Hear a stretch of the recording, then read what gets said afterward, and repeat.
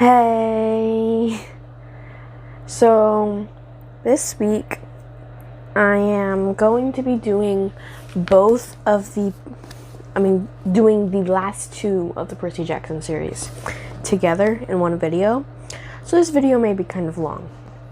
I decided to do both because for some reason I've been feeling kind of bored of reviewing the series.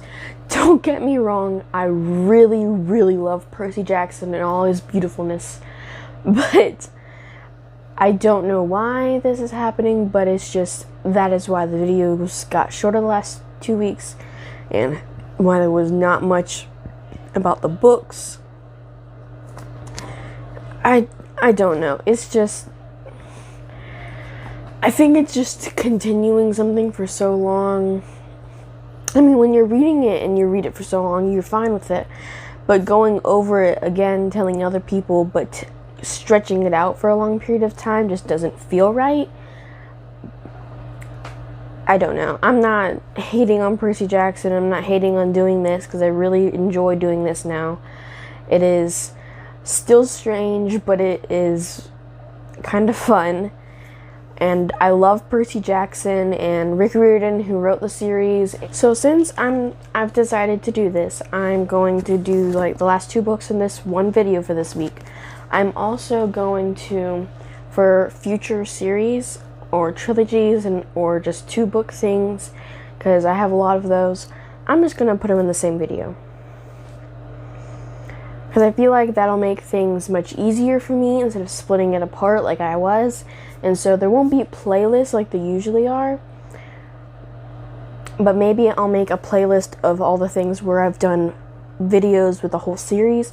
And so these videos will be a little longer than what my videos usually are, since I'm going to be combining all the books together and talking about them individually. But I still think it is a good thing to watch so you can find books and to read and find books for other people to read, because you know, if you have a friend or family member that loves reading, you want to find some books for them. So this is why I'm here with my hamster. But I didn't necessarily write a summary. I know the summary, like just reading off of this, I don't know, I don't feel like that's right. And then writing summaries is sometimes a little tricky because you don't want to put spoilers. But I feel like I can do this pretty well without the summaries. So I'm going to do both at the same time. And then I'm going to talk about each one individually. And so this is the fourth one. This is the Battle of the Labyrinth. Percy is just going into high school now for his freshman orientation. And he says that a mysterious mortal appears on his campus, followed by demon cheerleaders. And I read that earlier today while I was getting ready for this video, and I was like, oh, I remember that. See, what I really love about the books is not just the fact that it's really good, it's full of action and everything going on, everything is all over the place, but somehow everything, you're invested in it like so much and you understand everything, is the humor. The humor is what makes it even better, because you'll be just reading, everything's sad or everything's happy, or they're in battle, everyone's angry, and Percy makes a joke, or somebody else does, and it's just hilarious. But what I've failed to mention, I think, is the chapter names. They are absolutely funny. Because if you just read them, it's amazing. But this book is about how they find a labyrinth, which I'm pretty sure was made by Hephaestus, the god of metal and fire, blacksmithing. And I'm pretty sure that's who made it. I don't totally remember. I probably should have looked it up or flipped through the book and figured it out, but I don't entirely remember, but I think that's who it's made by. And the labyrinth, there is a story about it. I don't remember what Greek hero was led through it, but there was a girl who could see a trail of where to go through the labyrinth to get to the end, or wherever, to keep them safe from all the traps and monsters. And so I just think that's pretty cool. And also, there's the random little things in the books that you have to pay attention to sometimes, because they pop up in future books or later in that book, and they become something big or become something mentioned a few times. Or people. People is a big thing to pay attention to. And so this one is the Titan Kronos is getting followers to help him go against the Greek gods and goddesses. And because he wants to take over the world again and all that mess that every other villain wants to do. And so they're trying to use the labyrinth to get around and sneak to people, because the labyrinth can pop you up almost anywhere. It is underground and in caves above ground and all this, but it is ridiculous, very complex, and so they're trying to use it as a way to sneak attack people. So that is basically, and Percy and his friends are trying to stop him. So that's the Battle of the Labyrinth. And then this is the last Olympian. And it says that all year the Half-Bloods have been trying to prepare for the battle against the Titans, because the Titans are coming out of, what is it called again? Why can't I remember anything? Tartarus! That's what it's called. Tartarus.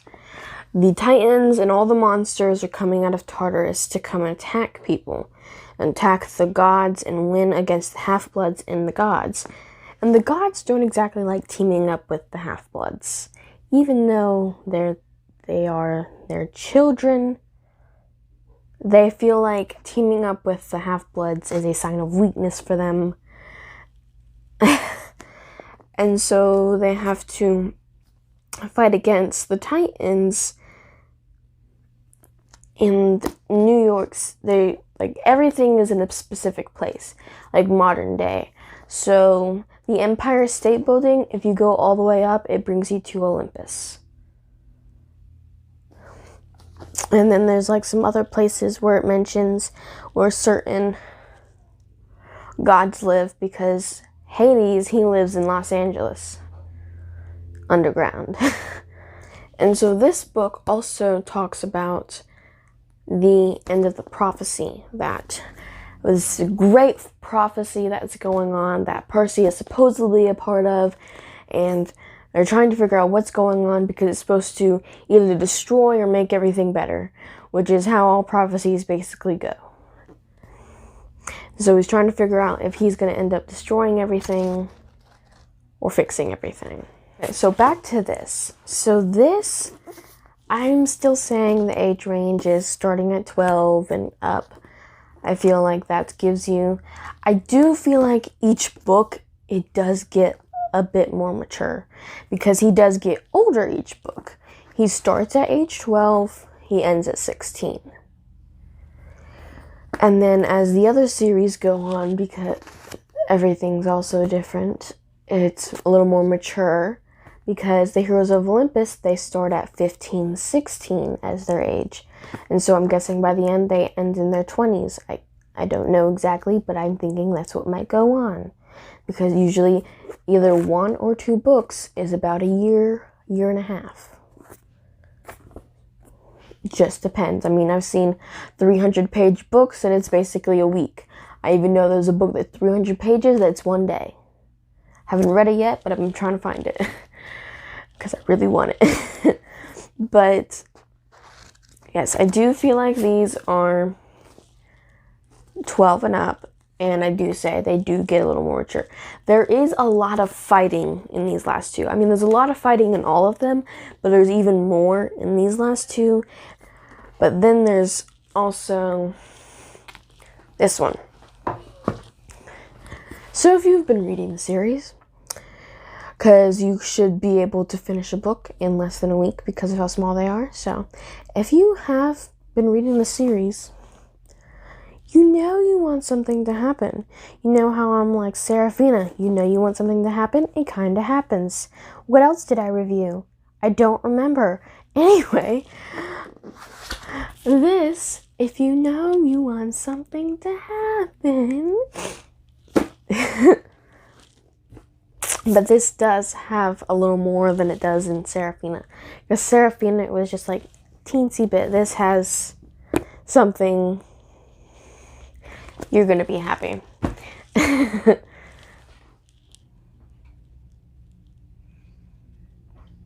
Okay, so next week, I'm going to be reviewing Reflection by Elizabeth Lim. I'm pretty sure that's how you say her last name. It's this one. Oh goodness, it's stuck. Book abuse is not tolerated in these parts of the world, or at least with me around. See, you can't abuse the book, but I can abuse you with the book. That's how the rules work. But you can't abuse me with the book. I can only do it to you. So if you abuse the book, I use the book on you. Good? You okay? Cool. This book is what I'm going to be reviewing next. I don't want to get into it because that's what the video is going to be next week. But I feel like I have a lot to talk about with this one because a lot does go on. You just stick that there. Okay. So I guess you see this. That's from Christmas.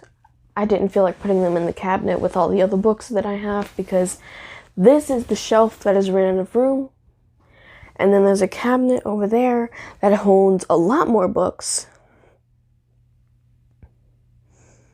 Just give me a moment. Okay. So there's all the books. They were in that cabinet. And then I have the books behind me. Well, I guess you all know Christmas was, I don't know. This is Sunday? Okay, so Friday. Where my last video aired. And I mentioned I got these books for Christmas. Well, I got these 3 today. These are the last 2 books of a series that I started reading the first one, but I don't have the other ones. These were just really cheap, so I just went ahead and got them. And that's something I've been looking for a while. But anyway, I have all these books, and I have them in a cabinet. I don't like having them in the cabinet. And I've been wanting a bigger bookshelf so I could have everything organized the way I want them to be organized and all nice and neat and all that. Well, Christmas, after a few hours after we open presents, because we open presents late because we can't wake up, parents complain, y'all won't go to sleep, y'all won't wake up early, and then they complain because we didn't wake up early on Christmas to wake them up. Did they really want to be waking up that badly?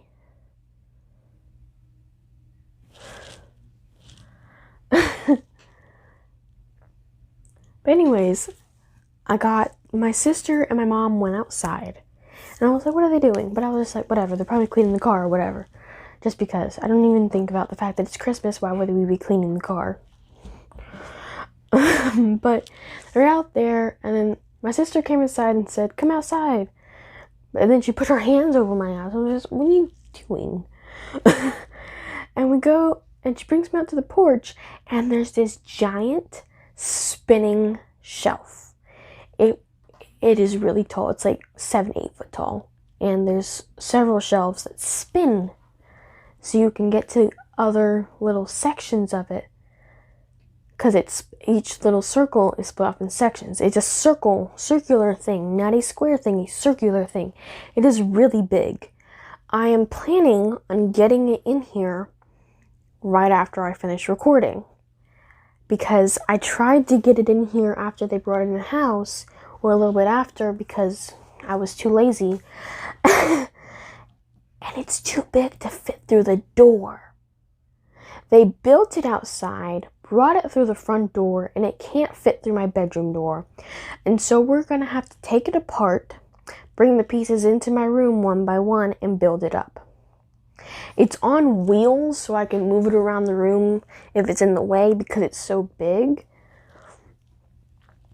But I'm really excited because then I can finally get all these organized, and then I can move things around and get things I want to display up here. So don't worry, the books are going to stay there. They're just going to move around once again because they've moved around so much. So I keep getting books. Because I was given this one and these Riordan books last Sunday. And that was part of the Christmas stuff, but she just gave it to me at church and told me I could go ahead and open it. And this is written, I'm pretty sure, in Percy Jackson's point of view, but it's talking about the stories of Greek gods and stories of Greek heroes. And I'm really excited to read these. I'm probably going to start reading this one this week, since I didn't get to get Son of Neptune from my friend because she got it for Christmas and she's already read it, and so she was going to let me borrow it, but I didn't get to get it from her today. So I'm going to have to wait a week again to get it. It's really killing me because I really want to know what happens. I also got, the lady got it for my sister because it was on my book list. I don't know why she put it in my sister's bag, but I got Will of the Wood. And so when I get to reviewing it off of the school list, I'll have it. And I don't have to hold air. So we're good there. And then I got that one, which I'm really curious about. And then she got this one for me, which was also on my list, because she asked for my list. And y'all saw my list. That thing was ridiculous. But this has like one or two other books to it. So what sucks is I can't read it yet because I don't like reading a book and then finding out it is a series. And so whenever I get a book, I look it up, and then and then it's like it's a series, and so then I'm stuck not being able to read it, because if I read it and then wait for the series, I'm going to forget about it eventually, and I'm going to get so mad, and I'm going to have to reread the book, and I don't really like rereading the book so early, because I read Harry Potter in 3rd grade, and I had to reread it last year, and I didn't like that.